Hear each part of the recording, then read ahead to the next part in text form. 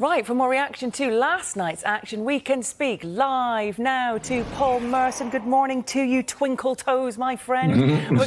Morning, Hayley. Hey, really good to see you.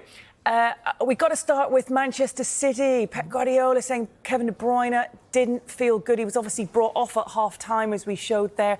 How big of a concern is this going to be? Because it's not just any game on Sunday, is it? It's Arsenal.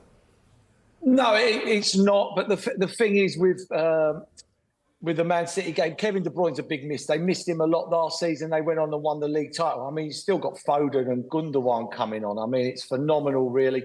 I loved the game yesterday. I watched the game. I really enjoyed it. I think it was a proper football match. I thought Inter Milan were outstanding the way they defended.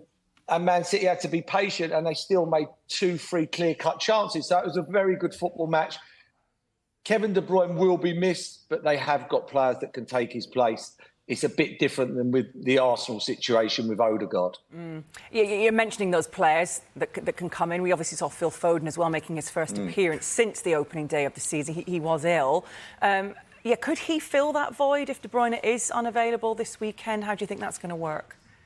Yeah, I think so. I mean, I think Gundogan will probably play this weekend. Well, Kovacic will definitely play, in my opinion. So I think Kovacic plays. I think Man City will be wary of Arsenal at the same time. I think, there will be a little bit wary of them on the counter-attack. But, yeah, they've got such riches to pick from. Foden, Gundogan, Doku come on as sub. Kovacic never played yesterday. Who's been outstanding. Rodri's come back into the team. They got so many options. It's how Pep Guardiola works it. And, there's no one better than Pep Guardiola to get it right. As for that goalless draw against Inter Milan, I mean, it's only the second time in 2.5 years the City haven't scored at home. The other goalless draw against Arsenal last season, you'll know that very well. But how frustrated will they be with that, not scoring? You know what? We underestimate. I think people don't give Inter Milan the credit they deserve. Inter Milan are a very good football team. Inter Milan won't be far off when push comes to shove at the end of this tournament. Inter Milan will be there or thereabouts. I thought they were outstanding the way they defended, exactly the way Arsenal defend and what they'll be like again this weekend. I mean, if you could have had a practice match, Man City, in midweek to get ready for Arsenal, that would have been the game. Arsenal will be exactly the same as Inter Milan were. They'll get back into a shape deep and they'll be hard to beat. They'll be hard to break down and they'll look to counter-attack. It was a perfect game for Man City. And I know they didn't break Inter Milan down, but the thing is, they made 2 or 3 clear-cut chances and Pep Guardiola will be more than happy with that. You put one of them away, you're coming away with, for me, a phenomenal football result beating Inter Milan. Yeah. What about a phenomenal player, Erling Haaland? We know he's had, 9 goals in his first 4 Premier League games. Unable to find the net last night, as we know. Similarly as well, he failed to score against Arsenal last season. Do you think they'll take a bit of encouragement from that? Yeah, 100%. Gabriel and Saliba want to play against Haaland, who's going to play right up on him, who's going to have a battle. He wants a battle, they want a battle, and it works nicely for them. It's when you've got players that are going to keep on dropping into the number 10 position and keep on coming off the lines and then causing Saliba and Gabriel problems of do I go, do I stay? They ain't going to have that this weekend. But they'll have to be for 96, 97, wherever how long the ref plays for. They will have to be alive for every second of that football match because they've only got to fall asleep for 1 second. Their concentration goes. And the crosses are going to be a lot better this weekend than what they were against Tottenham. They fall asleep and Haaland scores, and that's the end of the game.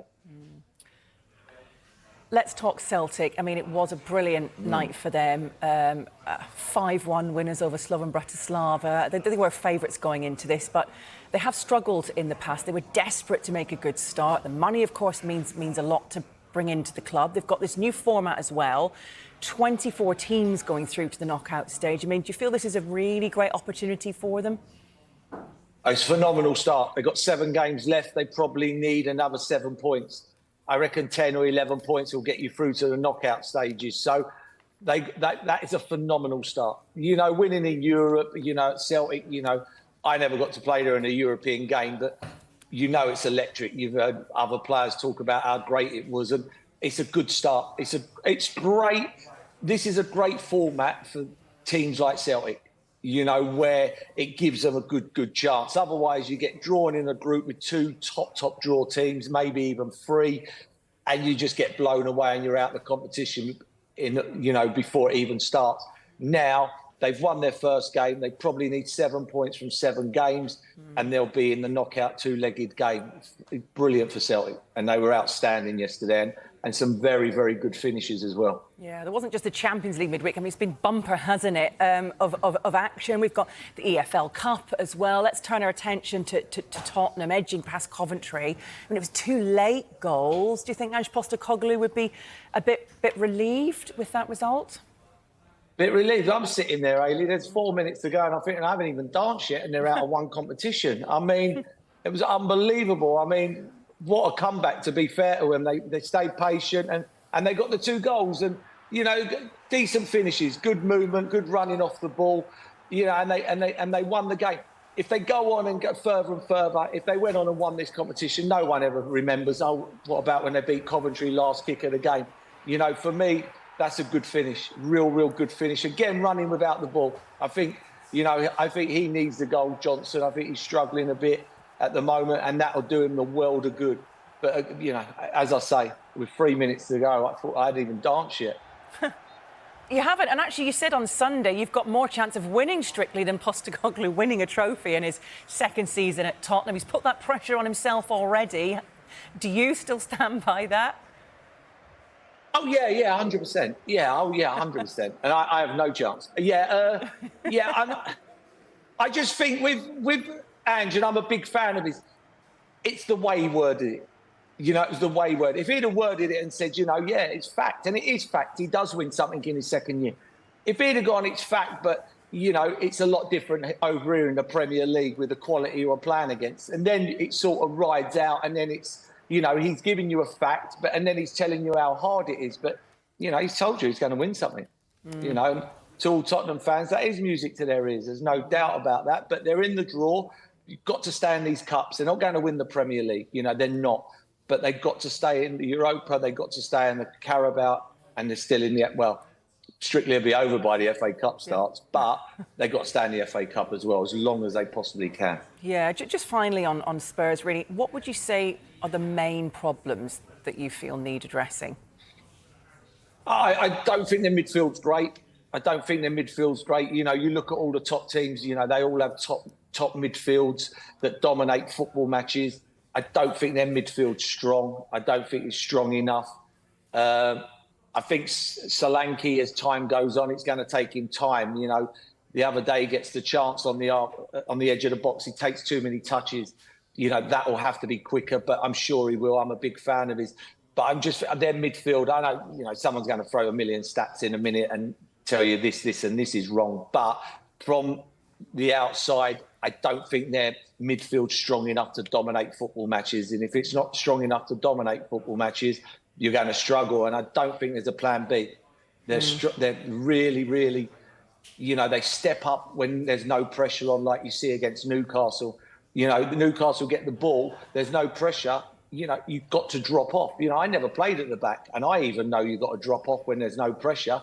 And they're not doing that, and it's not that hard a ball to put through. So there's a couple of things to work out, but Tottenham are not a million miles away. They're not a million miles away.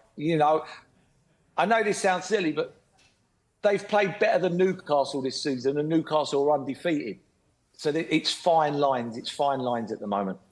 It is. They do, though, face Brentford on Saturday. How much pressure will Postecoglou be if after the defeats already, they lose that one?